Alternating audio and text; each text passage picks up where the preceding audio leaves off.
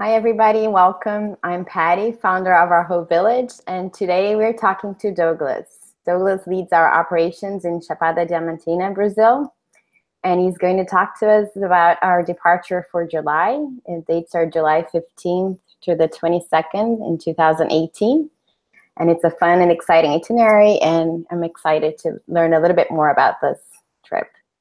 Hi, Douglas.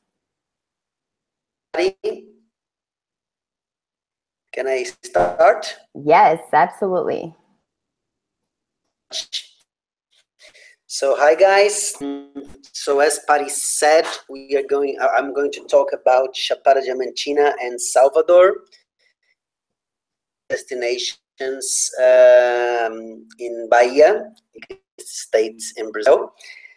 So I will start showing you where these two places. So these two places, Salvador is the capital of Bahia in the coastline, and Chapada Diamantina is inland, 400 kilometers inland from Salvador. Okay, to get there, we need to fly. It's a 1 hour and 10 minutes flight.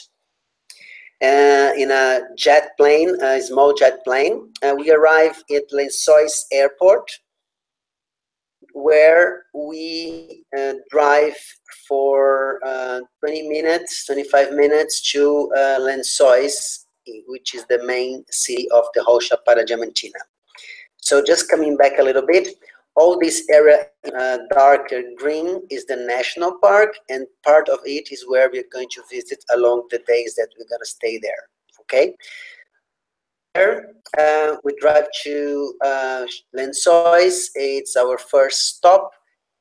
Actually, we stop the first night. We sleep there the first night, the second night, and the fifth night of the trip. Okay. So this is our first tour once we are in Chapada. This place is called Painacio Hill.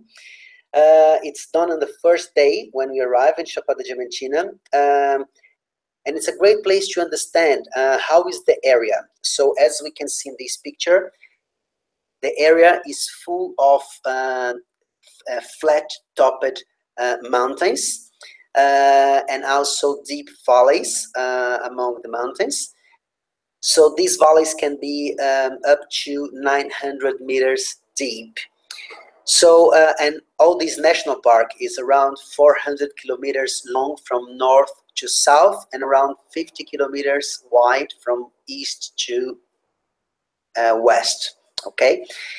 So because of this landscape, a part of the valleys, we've got also really nice and big waterfalls and very strong waterfalls, okay? So this is the first stop that we do.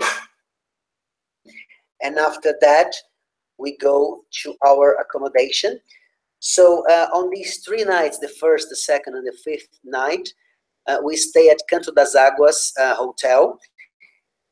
hotel, and this hotel is located by the river inside the city, so that's why it's called Canto das Águas, which means in Portuguese sing of the waters. So the second day we are going to visit some caves. This is this cave here called Pratinha, where we can do a snorkeling inside the cave. So it's a full day there just visiting some caves. The area is also very important for limestone caves, all right? On the third day, we take, we do part of it on a car and part of it on a paddle boat. So we go to Igatu, and along the day, we go paddling like that. There is a quilombo. Quilombo is a settlement with people that used to be slaves, or family of people that used to be slaves in the old ages. And then they take us along a flat area that is called Marimbus. That is called we call it our local Pantanal, because of the landscape, because of the number of animals, birds. And then our luggage goes with the cars through another route, and then we get our our luggage at the end of the day. At the end of the day, we get to Igatu for the third night, and we sleep in this posada. The village of Igatu is made of rocks. There is around 2,000 people living there. 100, not 2,000. It's a very small village, and we sleep in this posada that is very charm, and it's like inside some like rocks on the area. Okay. The following day, we drive south. So we go to visit, for me, beautiful waterfall in the area. It's not the highest, but it's the most beautiful one. It's called Buracão. This is Buracão. This is actually it's a canyon that takes us to a waterfall, and we walk and sometimes we swim with life jackets along this canyon to get to the waterfall. And then we sleep on this day on this posada. It's close by. Then we save time to do not be driving down and south, down and up at the same day, which is a long distance. Before we visit Buracão, we go back to Igatu the following day, and we also visit some pools where we can one where we can swim, that we just visit. So this one is a very big cave. This pool has around 90 meters deep and 60 by 60 meters wide. And the older pool is this one that we can swim on these waters, and it's controlled, the entrance. So we go in groups of 8 to 10 people, and then we swim for a while, and then we come back where we have lunch. All right. After that, we go back to Lençóis, where we sleep the last night before heading back to Salvador. This is basically the visit that we do in Chapada Diamantina.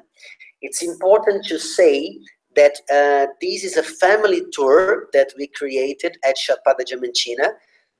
So from 6 years old, an active kid can do these walks and this trip.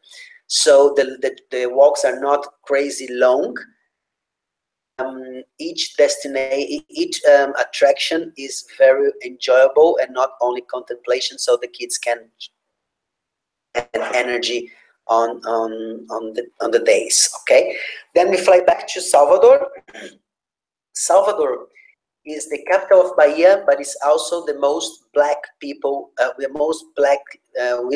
people with more black people in Brazil, and was the first capital of Brazil as well. And we were founded by Portugal. So the culture in Salvador is very important, especially like capoeira and music, and the food has a big influence from Africa. Okay, so we arrive at the airport, and then we're gonna stay at Pelourinho area, which is an area where the slaves were negotiated. So it's a old part of the city and very well preserved nowadays.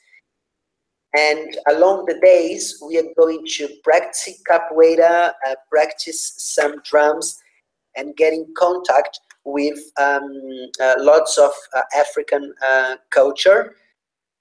So this is Pelourinho area, for us to have an idea, as it's only accessible some of these areas by foot. The cars cannot go there anymore. And this is the posada where we are going to stay with the group. And for example, this is one lake in Salvador, stadium that was one of the host stadiums for the World Cup. And all these symbols on these lakes are symbols from African culture. So everywhere you go in Salvador, you can see African culture influence. Okay, so we will have there 2 nights. Sorry, I'm just checking. Yes, 2 nights in Salvador, and then after that we fly back. Okay. So this is the trip that we planned. It's planned also in July because July is a good season when we have less rain in Chapada Diamantina and it's not that hot. So that's the trip. Thank you very much. I don't know if you have any questions, Patty. So if you have, go ahead. This is amazing. It looks fabulous. We had one question about the weather, but I think you already covered it. So temperatures are good, I guess, in July and not as much rain, correct? Temperature in Chapada can be hot during the day, but the temperature during the night sometimes goes down to, can be, it's not common, down to 15 degrees Celsius. So we recommend to bring some jumpers, not very strong ones, but some jumper is good for the night because it's high. Right. Excellent. It looks fabulous. I think it's a perfect balance between, rich cultural activities in Salvador, visiting the Colombo, but also lots of nature and lots of adventure for families. So physical level, not too demanding, correct? Correct, yes, not too demanding. Okay, so that sounds great. I think if anybody has questions, they can email me and I'll address them directly. Thank you very much for the opportunity to talk about Chapada Diamantina, Patty.